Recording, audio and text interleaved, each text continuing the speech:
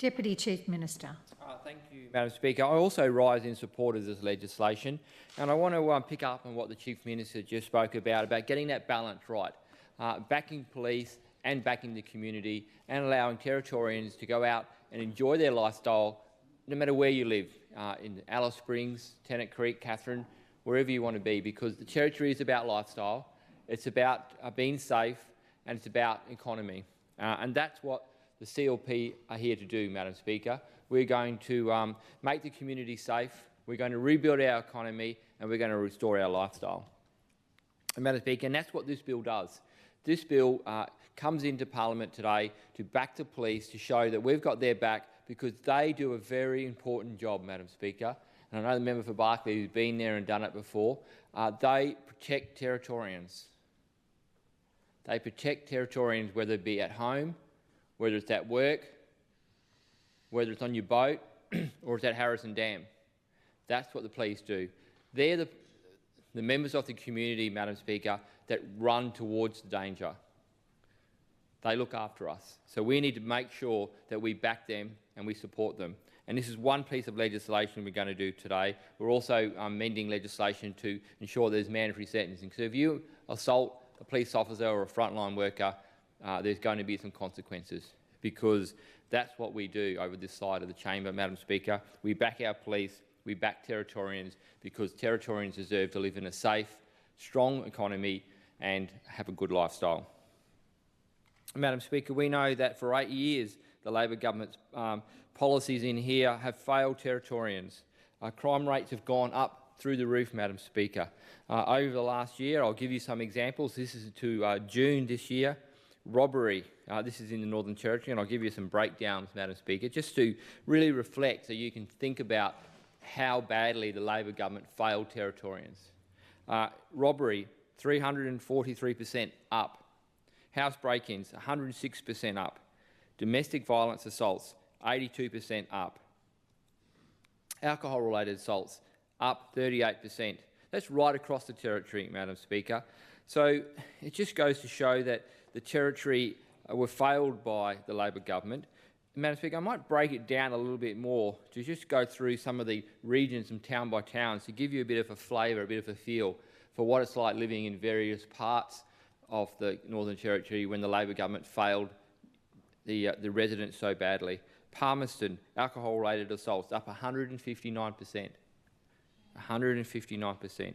In Palmerston, domestic violence assaults up 182%. I'm not making these figures up, Madam Speaker. This is beyond a joke.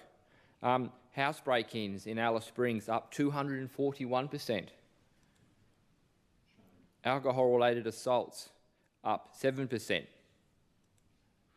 You might think it's reasonable, but this is up. This is going up. This is not going down. I'm not staying steady, Madam Speaker.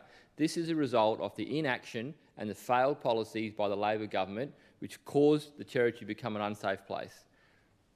And what that does, Madam Speaker, is then people want to leave. And we've all heard stories about, hey, I'm out of here, I'm gone.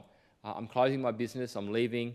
I'm going to give up my job, I'm going to leave because the Territory is not a safe place. So, Madam Speaker, this is a small step to make the Territory a safer place. Madam Speaker, we are not going to grow the population, and we're not going to grow the economy, and we're not going to restore our lifestyle if there's no one here to do it, no one here to help us. Madam Speaker, I spoke in question time about the royalties from the onshore gas, $3.7 billion. It's going to get paid into the economy over the future projections. That's a lot of money, and that's what's going to help us rebuild our economy. But those people aren't going to bring their workers here and bring their business here if it remains unsafe. Madam Speaker, these laws are about allowing the police to be proactive.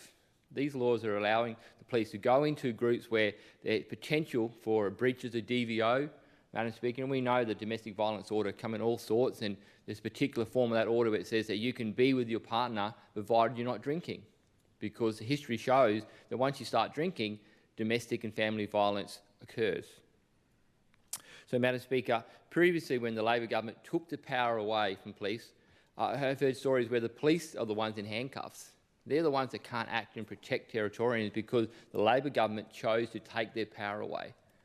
So, Madam Speaker, I wonder what the Labor government would say to these people who are in a family relationship which is okay when someone's not on the grog, and then when someone starts drinking, someone gets hurt. Generally the female side of it, sometimes the male. But how does that feel for that person, Madam Speaker? I wonder how the people on the other side would go and talk to those people and say, hey, we changed the law, we took the power away from police, and your injury is a result of that. You're injured because of the decision we made.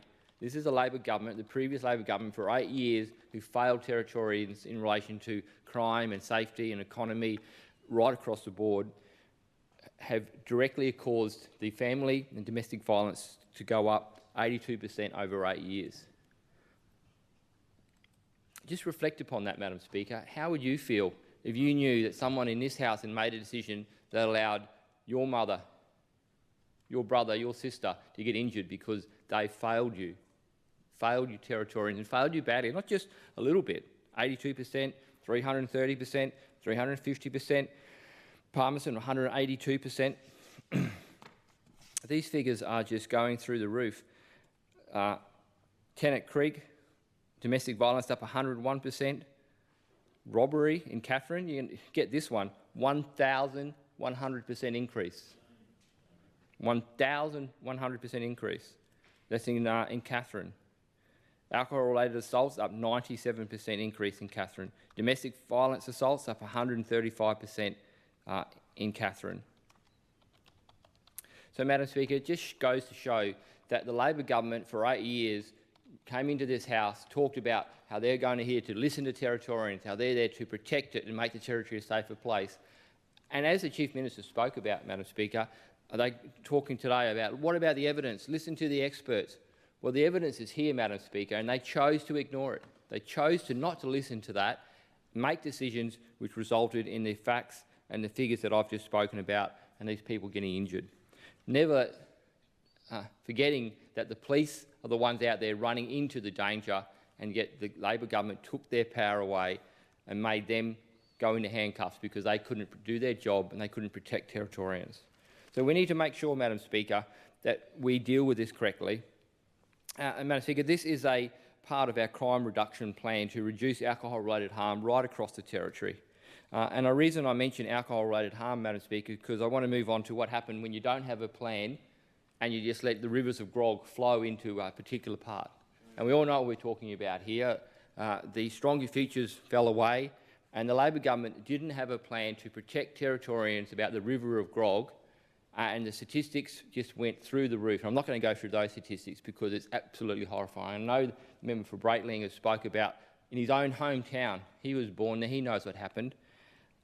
And it must be embarrassing for you as a government to make a decision, have no action, and then have the Prime Minister of Australia, the Prime Minister, come up to Darwin to tell you how to do your job. After 7 months of misery, Madam Speaker. Madam Speaker, we all know that the Shadow Attorney General made money out of that misery. He's the one who had shares in a takeaway business, in a takeaway company, whilst the rivers of grog was flowing through Alice Springs. Rivers of grog flowing through misery, and the former Attorney General made money out of that. Shameful. And we know that that's a fact because he's spoken about it. So just imagine how the perception is of that, Madam Speaker. You're out there and you'll buy some shares and you actively make that decision to buy shares in a takeaway alcohol company, and then you go and make laws that allow more grog to flow into that town. Shameful. Not to mention, Madam Speaker, the damage that did in relation to the crimes going up, the homelessness going up, all because the Labor government failed to protect Territorians, failed to give the police the power they need to be proactive and do their job. And that's what this is about, Madam Speaker. We're talking about the nuisance public drinking, that if people go out there and you cause a nuisance, you deserve to be a consequence, Madam Speaker. There deserves to be a consequence for your actions. And that's what the public expect. The silent majority out there, Madam Speaker, who voted for 17 CLP members here today, they want consequences, they want action. They want that if you commit a crime, there's going to be a consequence for that. And we know that we've strengthened some bail laws and a presumption against and presumption for bail. So, you know, this is not rocket science, Madam Speaker. And not everyone's going to go to jail or be remanded in custody, because there is a presumption, and if you can rebut that presumption, well, again, you've got to have an ankle bracelet, because this is about real consequences. This is about deterrence, not to go and break into crime, break into houses, into people's businesses. We heard about the Chief Minister speaking $300,000 for a school bus that was stolen and broken into vehicles. Madam Speaker, that is a cost to the community. Not only in the vehicles that got stolen and the damage to that school and the damage to that school bus, but those businesses who have to go and do the plate glass windows and refix up their front doors and their back doors or however they break in. That all affects those businesses, Madam Speaker. So what we want to do as the Country Liberal Party is we want to make sure that we get the balance right and allow the police to do their job. It's important that the police feel supported, Madam Speaker, because as the Chief Minister said, if they're there and this is a low priority, just tip out the grog, and we know that the domestic violence has gone through the roof, it sends a message to these people that it's okay to drink, we're too busy. It's because the Labor government policy and rules and laws about crime have been watered down so much that there are no consequences. And we all saw the result of that, where I'm sure that most people in this chamber today, Madam Speaker, have either been a victim of crime or know of someone who is a victim of crime, like maybe a friend or a family member. And some people in this chamber might know people who have left the Northern Territory, left the place that I grew up and I love, because the crime is out of control. And the police can't do their job because the Labor government have just given the power away, little bits at a time. But the end result is the police can't do their job.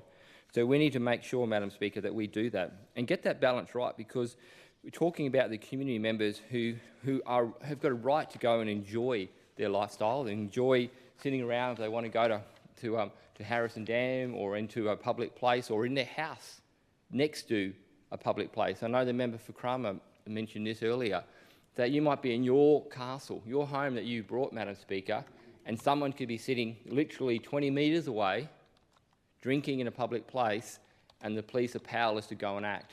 And what that does, Madam Speaker, is it creates a drama for all night, and sometimes the next day. Madam Speaker, I went to a community meeting with the member for Cromer, and there's 20, 25 people there, and they told me stories of all night and all day. And there'd be waves of people coming, Madam Speaker. These parties, I suppose, is a loose term. There'd be groups of people coming and going. So the people living next door had to put up the whole effect of the whole event, from in the evening, through the day, through the next day, into night, because it's just one big antisocial behaviour, and the police are powerless. And the people are out the front drinking, and the police can only tip it out until this law gives them power to deal with it. And be proactive and talk about, are there any breaches of bail in there, Madam Speaker? Are there anyone out there with some sort of arrest warrant because the police couldn't ask their name before? So it's really getting that balance right, because it goes back to those people living in their home or their castle deserve to be able to live in their home without the nuisance put up by these people who are causing antisocial behaviour.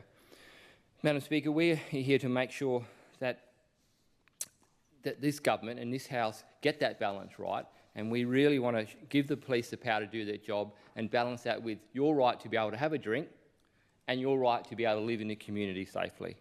So we want to focus on rebuilding the Territory.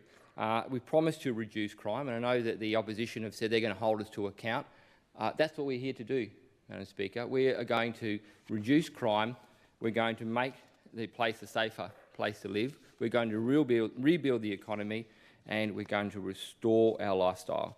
And if we get those three pillars right, Madam Speaker, the Territory is going to be a great place, and we're going to have people all around us here to work, to live, to stay. Our local businesses will get the boost of the money coming in the door. The tourism businesses will flourish. That, coupled with our other reform in relation to the payroll tax and the home builder, these are all working together, Madam Speaker, to make the Territory a better place. So look, I commend this bill to the House. I fully support it, and I'm looking forward to living in a safer place where our lifestyle is paramount. Thank you, Madam Speaker.